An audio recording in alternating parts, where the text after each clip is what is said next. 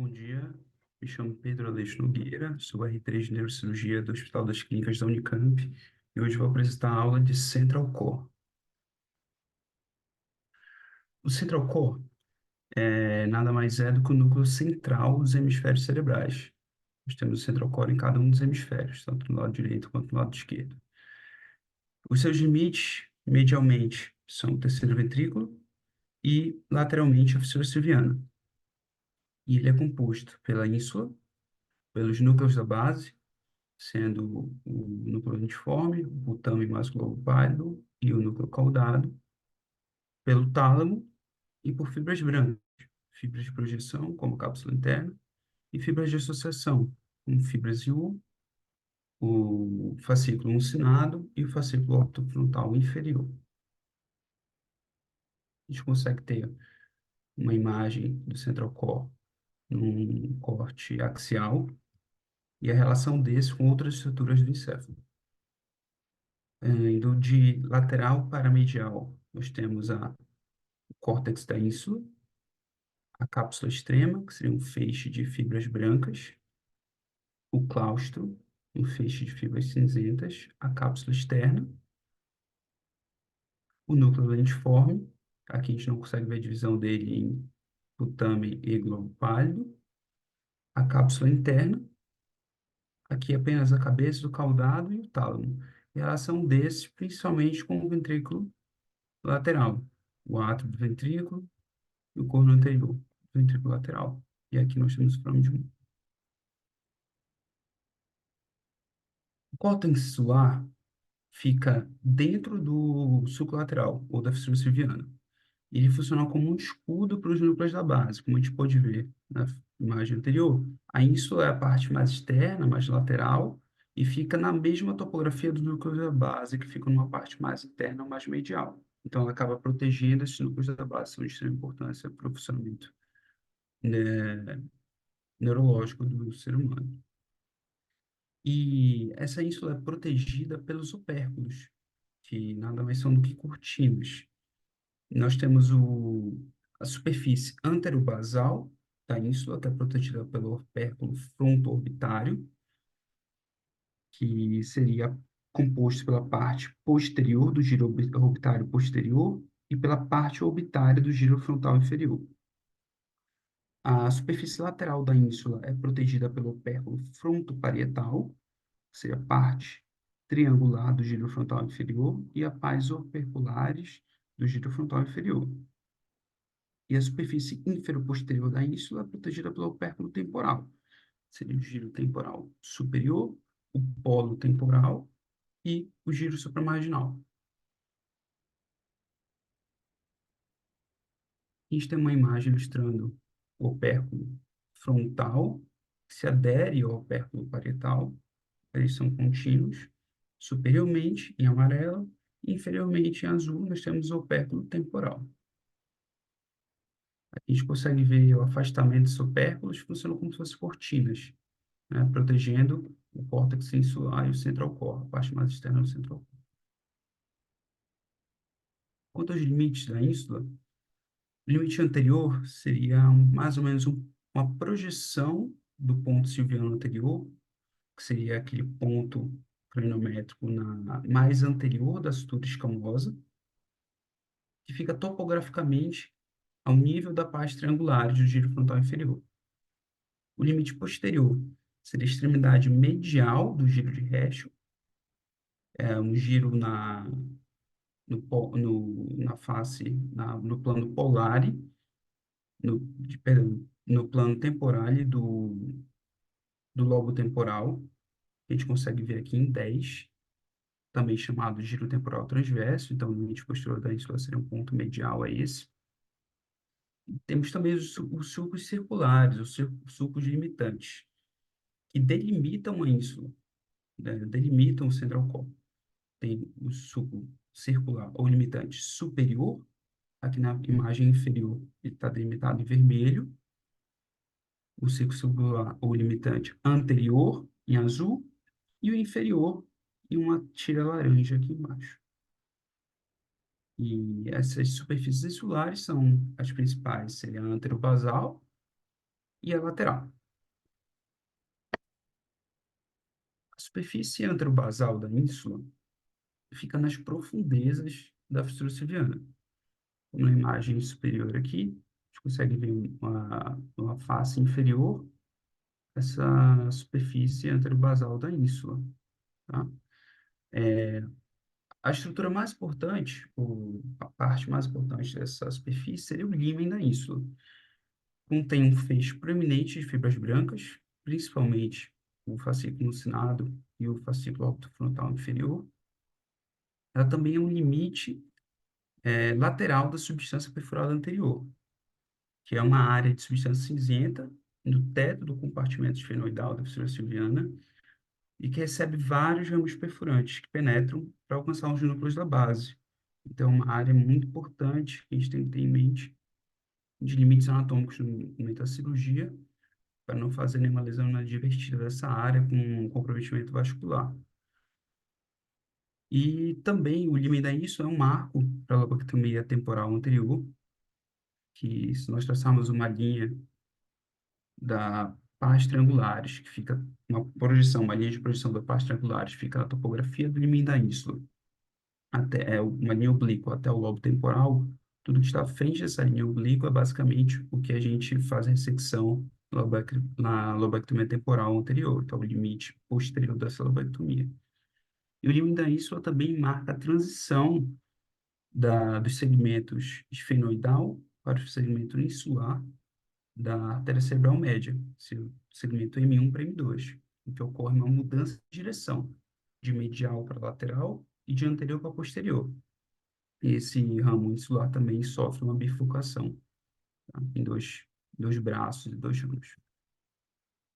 A gente consegue ver bem sucos limitantes, um anterior em verde, suco limitante superior em amarelo, suco limitante inferior em vermelho e os dois segmentos desse suco, né?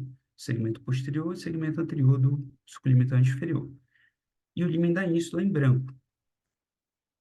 Seria uma região na face anterobasal da ínsula, em formato de C invertido, que é um traço que liga dois pontos. Ela tem um ponto frontal e um ponto temporal do límen.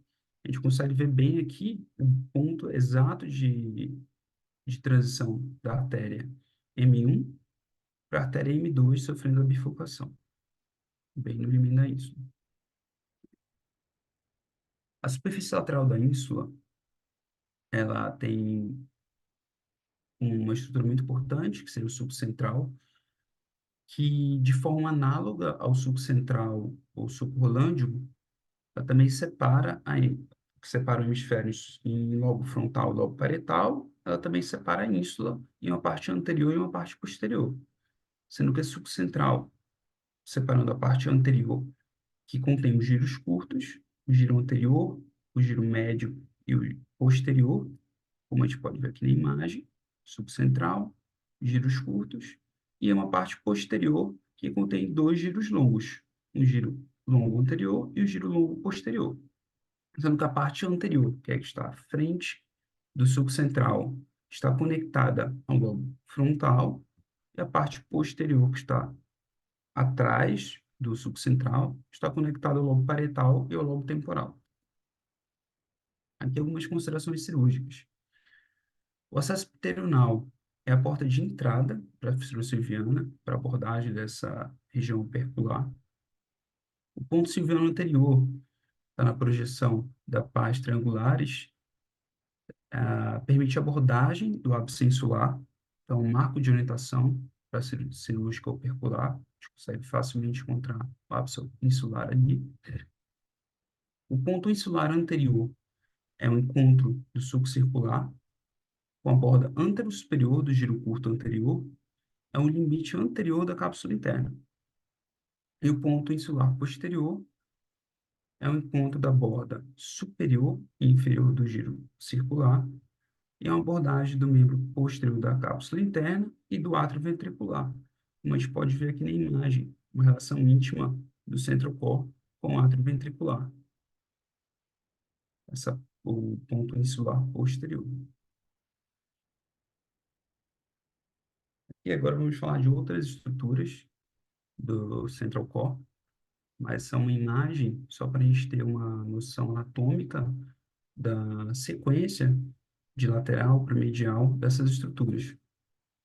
Em 5 seria o córtex insular, 6 a cápsula extrema, em 7 o claustro, 8 a cápsula externa, 9 núcleo lentiforme, 10 cápsula interna, 11 o tálamo, e aqui superiormente seria a cabeça do caudado, em 4. A cápsula extrema fica imediatamente sob o córtex insular e é uma tira de substância branca subcortical. Ela compõe as fibras em U que conecta o córtex da ínsula. São fibras de seção curta e conectam tanto os giros insulares entre si, quanto os giros insulares com os giros operculares, seja eles frontais, ou fluto parietal ou temporal. A gente consegue ver bem essa imagem de secção de fibras brancas, o córtex insular já retirado, sendo tanto o córtex insular quanto o córtex de outros segmentos do hemisfério, sendo exposto às fibras IU, que seria a camada imediatamente inferior a esse córtex insular. E as fibras IU aqui é uma representação associativa, que conectando em vermelho os giros insulares entre si, em azul, os giros insulares com os giros operculares, aqui frontoparietal e aqui temporal. O claustro seria uma tira de substância cinzenta, um núcleo subcortical, que fica imediatamente abaixo da cápsula extrema, também segmentado em uma parte ventral e uma parte dorsal, sendo que a parte ventral é mais delgada, tem apenas ilhotas esparsas de substância cinzenta e a parte dorsal mais espessa. A cápsula externa, a substância cinzenta, a substância branca que sai do claustro, conecta o claustro com outras regiões. Ela fica entre o claustro e o núcleo lentiforme. Também segmentada em uma parte ventral, que contém o fascículo alucinado e o fascículo órbito-frontal inferior, e uma parte dorsal, que contém as fibras de projeção claustro-corticais. A gente consegue ver a parte ventral, em branco, o claustro, e aqui a cápsula externa. A parte branca seria a parte ventral, que contém fibras tanto do fascículo infraorbital, uh, infraórbito frontal, quanto do fascículo alucinado. E aqui, as fibras em azul seriam as fibras claustro-corticais, conectam o claustro com outras regiões operculares. E mais outra imagem de representação das fibras claustro-corticais em rosa, as fibras do fascículo fronto-occipital inferior em amarelo e do fascículo alucinado, sendo que a parte rosa seria a parte dorsal do claustro e amarelo e verde a parte ventral. E uma imagem também de secção de fibras brancas, só para reforçar a, a disposição dessas estruturas que foram citadas agora na aula. Mas externamente nós temos o córtex insular, imediatamente inferior a esse, nós temos a cápsula extrema. Após a cápsula externa, nós temos o claustro e a cápsula externa, composta em fibras claustro-corticais e fibras do fascículo fronto-occipital inferior e do fascículo alucinado. O núcleo lentiforme é composto pelo putamen e pelo globo pálido. É dividido em globo pálido externo e globo pálido interno. É uma estrutura repleta de substância cinzenta localizado entre a cápsula interna e a cápsula externa. Tem múltiplas funções, como, por exemplo, o aprendizado, tem funções tanto na linguagem quanto na modulação do movimento. Recebe irrigação das artérias lentículo estriadas, principalmente da artéria recorrente Elbner. Seria um ramo da artéria cerebral anterior na sua transição de A1 para A2. Tem a drenagem venosa feita pelos ramos estriados da veia cerebral interna, drena para a veia de Galeno.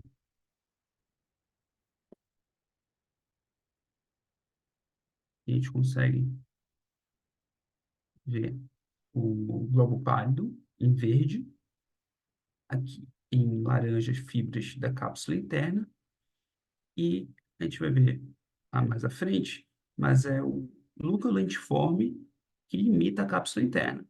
Então, o globo pálido tem uma dimensão inferior ao putame, então o putame seria mais ou menos a topografia da cápsula interna, aqui em laranja. Tudo que passa do putame já muda de nome, deixa de ser cápsula interna e recebe o nome de coroa radiada. São as fibras de projeção que vão em direção ao córtex cerebral. Aqui uma imagem tirada do nosso laboratório de anatomia e microcirurgia. Semelhante à imagem anterior, temos aqui o globo pálido, fibras da cápsula interna, coroa radiada, córtex cerebral,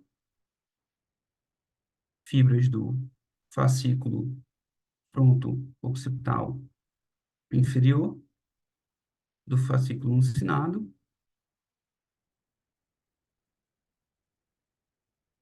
e aqui seria o fascículo longitudinal superior, segmentado. Portanto, o núcleo caudado contém 3 segmentos. O núcleo caudado seria em número 4. A cabeça, que é o número 4 propriamente dito, que forma a parede lateral do corno anterior do ventrículo lateral. A gente pode ver aqui na imagem. O corpo, com a parede lateral do corpo, do ventrículo lateral, o corpo é posterior à cabeça, no corte axial, e também está em contato direto com a superfície superior do tálamo. E a cauda, que seria mais posterior e inferior, porque o núcleo caudado ele tem uma disposição que vai de anterior para posterior, de superior para inferior, em uma forma de cauda. Ela forma o teto do corno temporal do ventrículo lateral e circunda os núcleos pulvinares do tálamo. Lembrando que núcleo caudado, mas também formam o estriado, uma área de input dos núcleos da base. A gente consegue ver em verde a disposição do caudado, que eu falei anteriormente. Vai de anterior para posterior e de superior para inferior em uma forma de cauda, que circunda o tálamo. Uma outra imagem mostrando a relação do núcleo caudado com o núcleo lentiforme, com o tálamo e com o ventrículo lateral. A cabeça do caudado, o caudado está em laranja. Cabeça do caudado, corpo e cauda. É a sua relação do corpo com o tálamo, a cabeça do caudado com o núcleo lentiforme e com o corno anterior do ventrículo lateral, e a cauda com o corno temporal do ventrículo lateral. A cápsula interna é um feixe de fibras brancas, seria um feixe de projeção. Tem o seu limite lateral, o núcleo lentiforme, a gente pode ver aqui, e o limite medial, tanto a cabeça do caudado, quanto o tálamo. Ela é dividida em segmentos. O braço anterior, que fica entre o núcleo lentiforme e o caudado, e que contém uma substância cinzenta transcapsular, que é basicamente segmentos de substância cinzenta que cruzam esses dois núcleos, entre o caudado e o lentiforme. O joelho, que fica imediatamente lateral, foname de Monro, O braço posterior, que contém fibras do trato piramidal, que fica entre o núcleo lentiforme e o tálamo, e temos o segmento retrolenticular, que fica posterior ao núcleo lentiforme, e sublenticular, que fica inferior ao núcleo lentiforme. Lembrando que é o núcleo lentiforme que define o limite da cápsula interna. A cápsula interna está disposta na mesma topografia do núcleo lentiforme e as suas fibras, quando passam superiormente ao núcleo lentiforme, são chamadas de coroa radiada. As fibras da cápsula interna que estão inferior ao núcleo lentiforme são chamadas, compõem o pedúnculo cerebral. A gente consegue ver uma representação anatômica, um corte axial da cápsula interna, sendo o seu segmento anterior, joelho, segmento posterior, segmento sublenticular, inferiormente ao núcleo lenticular, e retrolenticular. Tem uma representação no segmento anterior da cápsula interna do que seria a substância cinzenta transcapsular. Substância cinzenta que conecta, está disposta entre a cabeça do caudado e o núcleo lentiforme. O tálamo é uma estrutura ovoide de substância cinzenta do diencéfalo que contém múltiplos núcleos. E esses núcleos compõem diferentes funções, tanto sinais sensoriais e motores, regulação de consciência, estado de alerta e cognição. A irrigação do tálamo é feita majoritariamente pela artéria pré-mamelar, no ramo perfurante da artéria cerebral posterior, no segmento P1, também pelas artéria coroideia lateral na superfície superior do tálamo, que é um ramo da artéria cerebral posterior, e artéria tálamo-geniculadas, que irriga os corpos geniculados principalmente, sendo um ramo da artéria cerebral posterior e da artéria coroideia lateral. Tálamo possui cinco superfícies: lateral, medial, posterior superior e inferior.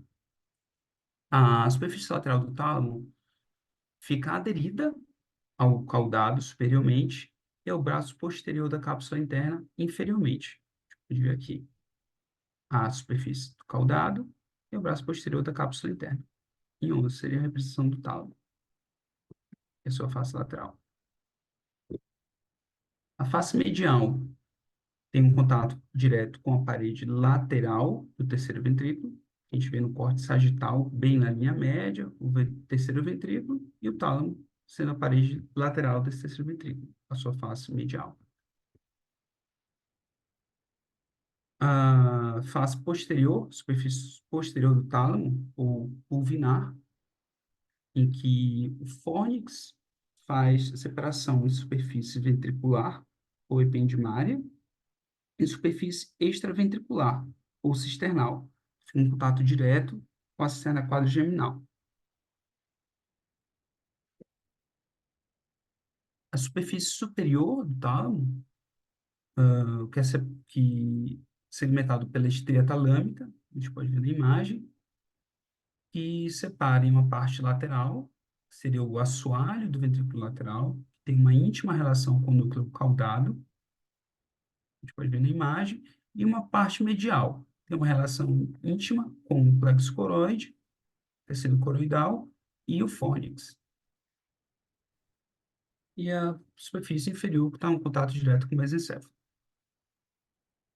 Essas foram as diferenças da aula, principalmente Houghton, livro de microcirurgia, microanatomia e cirurgia Feres, artigo de pontos craniométricos e as duas teses de doutorado do doutor Cadre e doutor Ribas.